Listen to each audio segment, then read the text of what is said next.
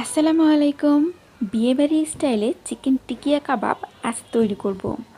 যা তৈরি করতে এখানে আমি মেজারমেন্ট কাপের 1 কাপ মুরগির ফ্রেশ একদম হাড় ছাড়া সাদা মাংস নিয়েছি। আর এই মাংসগুলো ছোটো ছোটো টুকরো করে কেটে আমি আগে খুব ভালো করে পরিষ্কার করে নিয়েছি। যে হাঁড়িতে রান্না করব সে হাঁড়িতেই সরাসরি নিয়ে নিচ্ছি। আর এর মধ্যে দিয়ে দিচ্ছি 1/2 কাপ বুটের ডাল।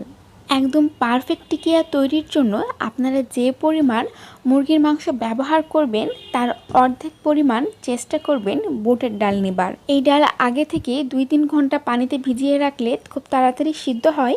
তবে যদি ভিজিয়ে রাখার সময় না থাকে তাহলে একটু সময় নিয়ে কুক করলেই কিন্তু হয়ে যায়। এখন এর মধ্যে আমি দিয়ে দিচ্ছি 1 টেবিল চামচ আদা রসুন বাটা, 1/4 কাপের মতো পেঁয়াজ কুচি, লাগবে কয়েক টুকরো রসুন। আরও দিয়ে দিচ্ছি এর মধ্যে স্বাদ মতো লবণ, 1/2 চা চামচের মতো হলুদ গুঁড়ো, 1/2 চা চামচের মতো শুকনো মরিচ গুঁড়ো, 3 থেকে 4টি শুকনো আস্ত মরিচ, 1/2 চা চামচের মতো কালো গোলমরিচ গুঁড়োও দিয়ে দিচ্ছি। আর এখানে গরম মশলার মধ্যে আমি তেজপাতা, কালো এলাচ, সাদা এলাচ আর দারুচিনি ব্যবহার করছি।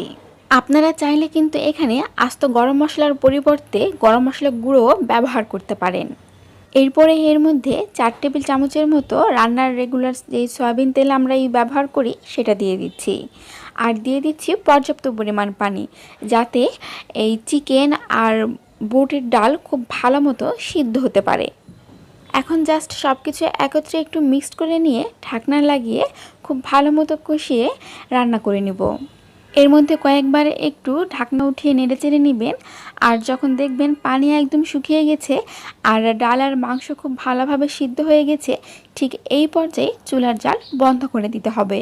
এখন এটা খুব ভালো মতো ঠান্ডা হয়ে যাওয়া পর্যন্ত অপেক্ষা করছি, কারণ ভালো মতো ঠান্ডা না হলে এটা ব্লেন্ড করা যাবে না। পাটাতে বা ব্লেন্ডারে যে কোনো একটাতে ব্লেন্ড করে নিলেই হবে।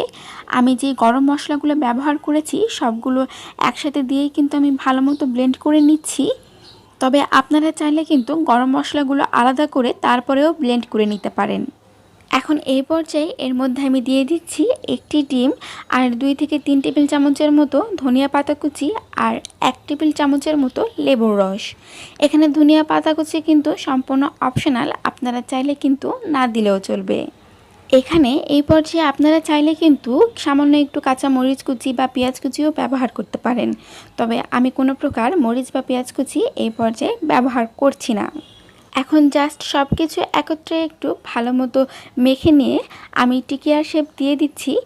আর এই পর্যায়ে আপনারা চাইলে কিন্তু টিকিয়াগুলো ফ্রোজেনও করতে পারেন। এই জন্য 1 ঘন্টা ডিপ ফ্রিজের মধ্যে এভাবে একটু প্লেটের মধ্যে ফাঁকা ফাঁকা করে রেখে দিবেন। এরপরে কোনো এয়ারটাইট বক্সে বা জিপলক ব্যাগে করে আপনারা দীর্ঘদিন পর্যন্ত সংরক্ষণ করতে পারেন। এই রেসিপিতে একবার হলেও বাসায় ট্রাই করবেন, তাহলে আপনারা একদম বিয়েবাড়ি স্টাইল টিকিয়ার স্বাদ বাড়িতেই পাবেন। ধন্যবাদ।